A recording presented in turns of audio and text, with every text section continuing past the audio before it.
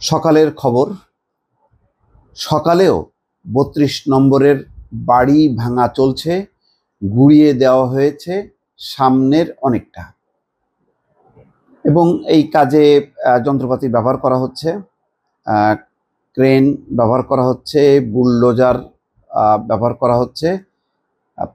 যেভাবে ভাঙা হচ্ছে তাতে হয়তো আজকে সারাদিন যদি ভাঙা চলে তাহলে বাড়িটি গুঁড়িয়ে যাবে।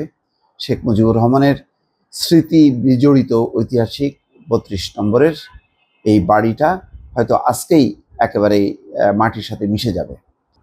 কিন্তু তারপর কি, এখানে কি হবে? পিনাকি ভট্টাচার্য বলেছেন যে এখানে মসজিদ করা হবে বা হওয়া উচিত, কেউ বলছেন পাবলিক টয়লেট করা হবে, আর আবার কেউ কেউ বলছেন যে না, সেগুলো দরকার নেই, বরং এখানে একটা হাসপাতাল বা ক্লিনিক করা হোক। নানা রকমের নানা জনের নানা পরিকল্পনা, কিন্তু সরকারের পক্ষ থেকে কিন্তু কোনো বক্তব্য নেই এখন পর্যন্ত। অথচ সরকার একটা আছে, আমাদের এখানে একটা সরকার আছে, এটা গণঅভ্যুত্থানের সরকার। এখানে সংশ্লিষ্ট মন্ত্রণালয় আছে, স্বরাষ্ট্র মন্ত্রণালয় আছে, পূর্ত ভবন আছে, সব আছে, এবং উপদেষ্টারা আছে, 22 জন উপদেষ্টা আছে, কম না। অন্তর্বর্তী সরকার বা তত্ত্বাবধায়ক সরকারের পরিধি এত বড় হয় না, কিন্তু এই সরকার একটা মোটামুটি একটা রাজনৈতিক সরকারের মতন একটা পরিধি আছে, অনেক জন উপদেষ্টা আছেন।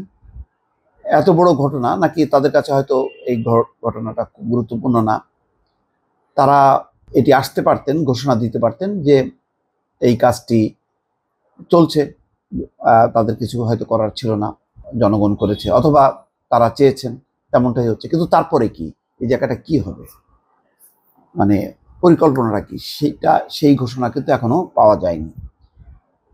যে খবরটা বলা হচ্ছে তাতে আছে যে রাজধানীর ধানমন্ডির ৩২ নম্বরে বৃহস্পতিবার সকালেও শেখ মুজিবুর রহমানের বাড়ি ভাঙা চলছে।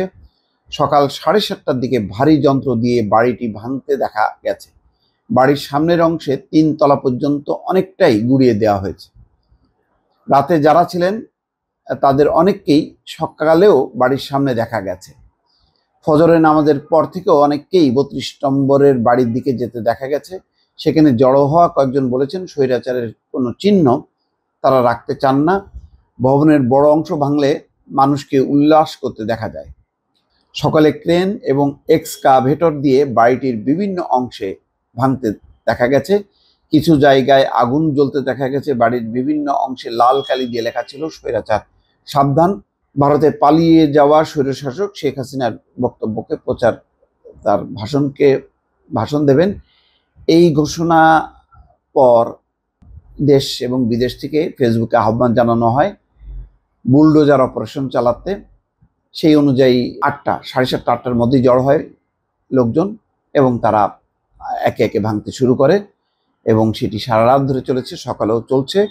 শেষ পর্যন্ত কি হয় এখন সেটি দেখার বিষয়, অর্থাৎ এই জায়গাটার পরিকল্পনা কি সরকারের, সেটা নিশ্চয়ই দেশবাসী জানতে পারবে। দর্শক ভালো থাকবেন, আল্লাহ।